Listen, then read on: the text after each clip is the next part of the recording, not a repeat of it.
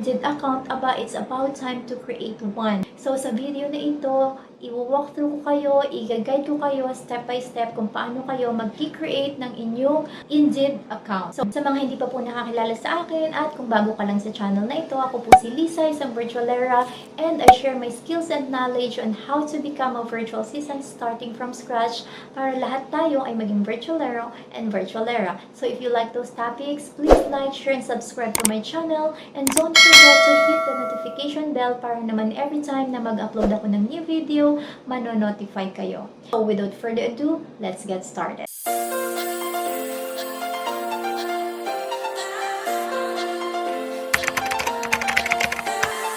So guys, the first step is of course mag-browse tayo sa ating Google search and then type in natin yung Indeed.com, and then kapag nasa Indeed na tayo, dito sa upper right corner makikita ninyo merong nakalagay na create your profile. So i-click lang natin yon. And then kapag na-click na natin yon, makikita ninyo dito, meron tayong different ways para makapag-create ng account sa Indeed. Either gagamit tayo ng ating Google account, Apple, or if may Facebook account kayo, pwede din yung magamit, or pwede naman ninyong i-type in na lang yung inyong email address and then mag-create kayo ng password. So for this example, gagamitin ko na lang muna yung email address.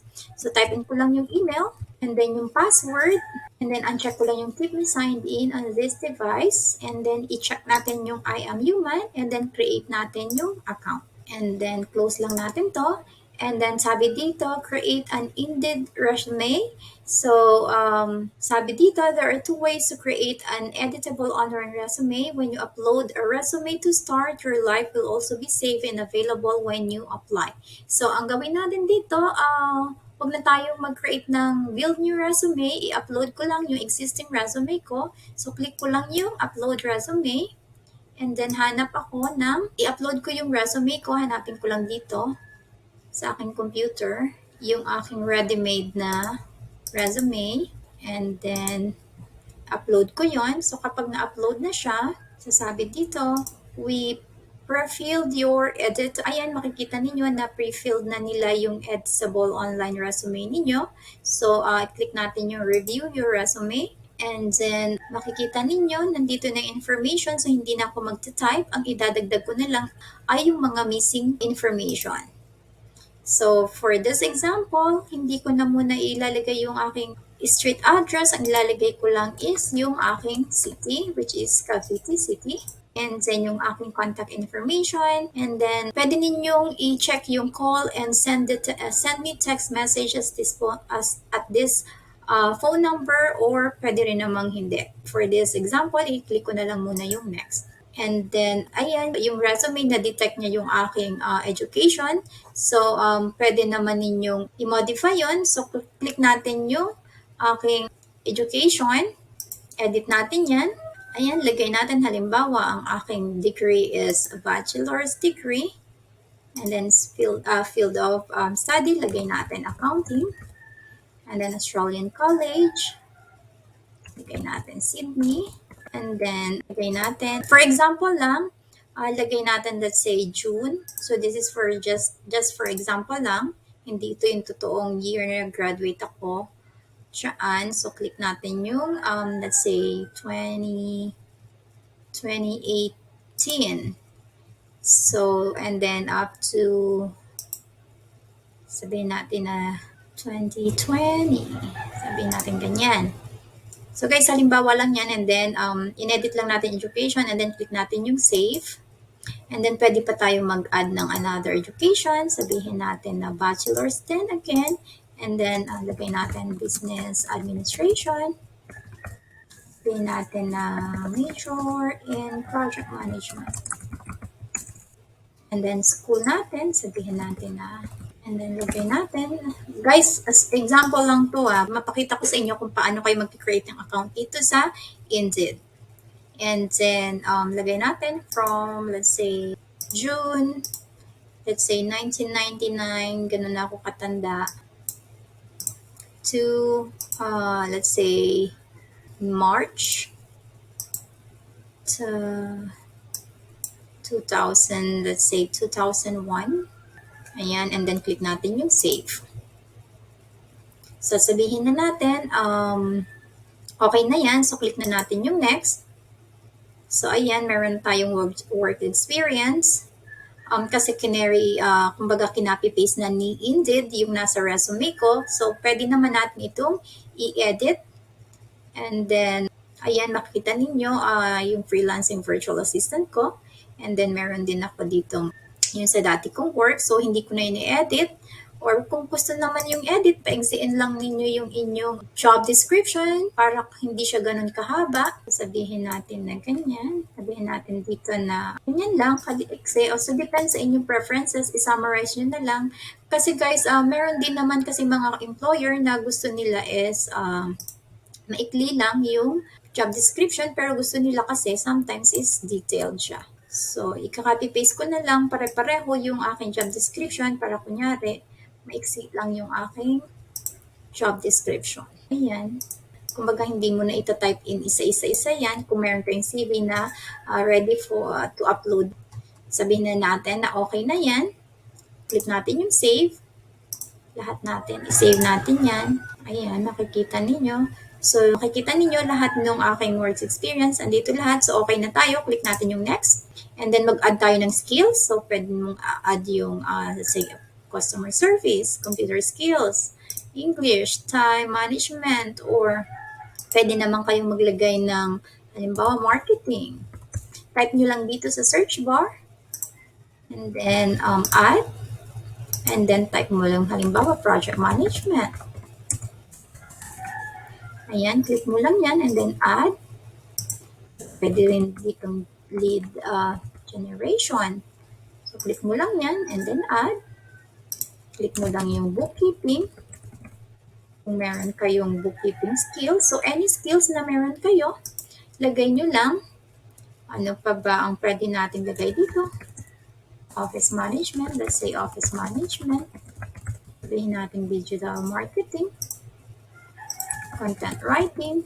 So, pinapakita ko lang sa inyo kung gaano kadami ang skills na pwede nyo ilagay dyan. So, meron tayong summary. Ito yung summary ng aking sa resume. So, since hindi siya dapat dyan, so delete natin yan. Ayan, makita ninyo.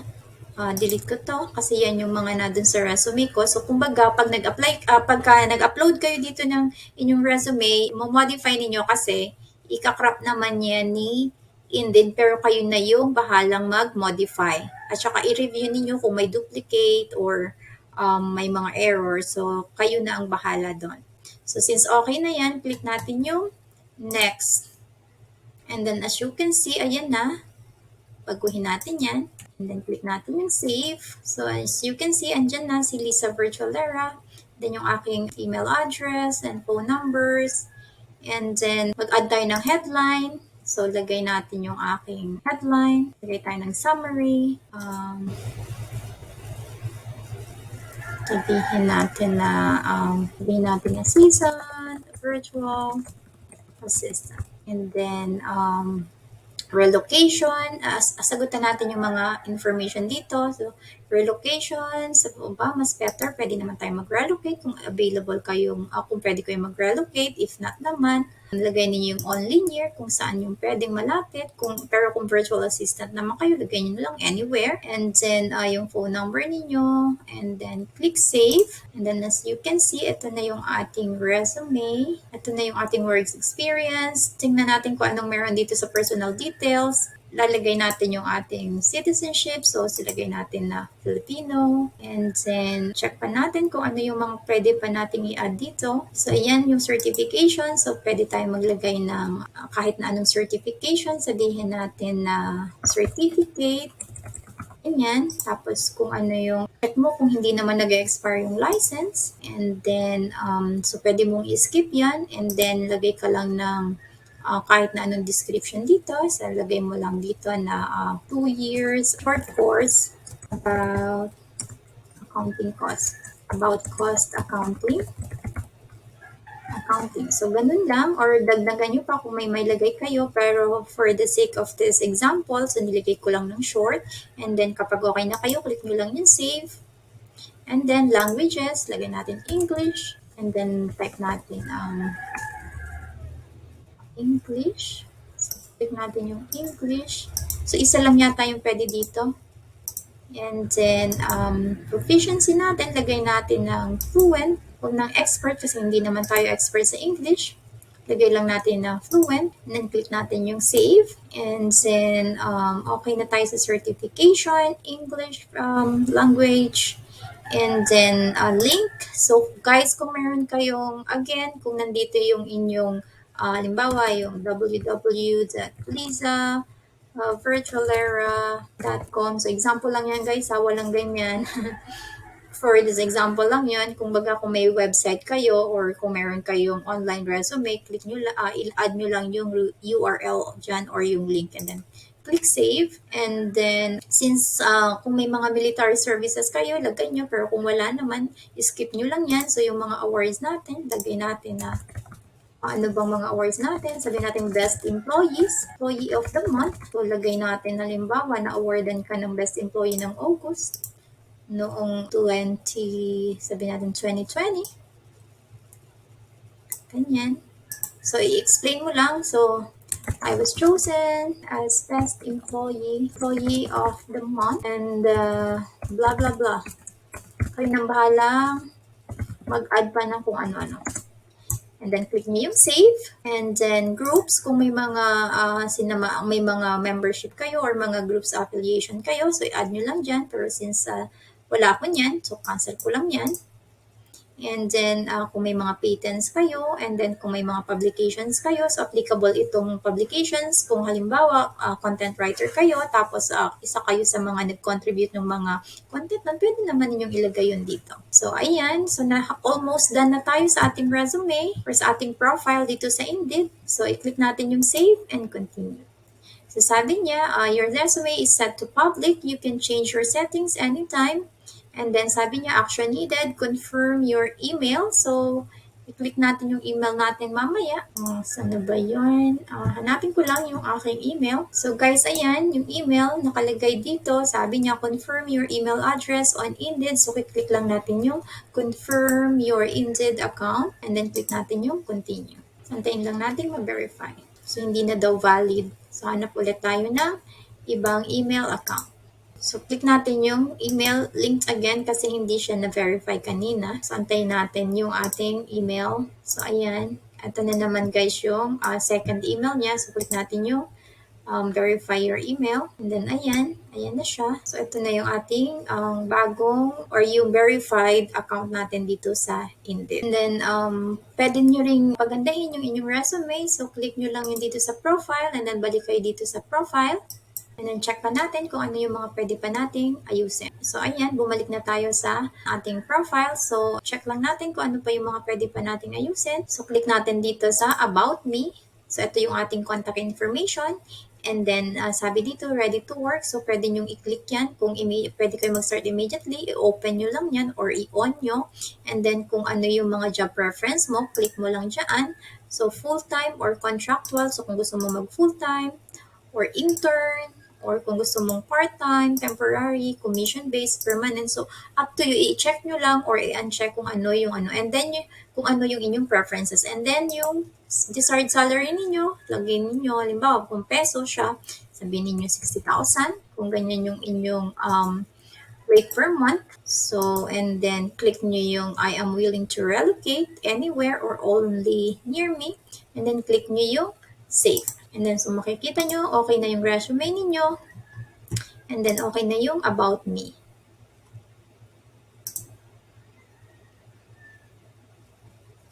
So, itong resume privacy, check naman natin yung privacy settings. So, nakalagay dito, naka-public na yung resume ko.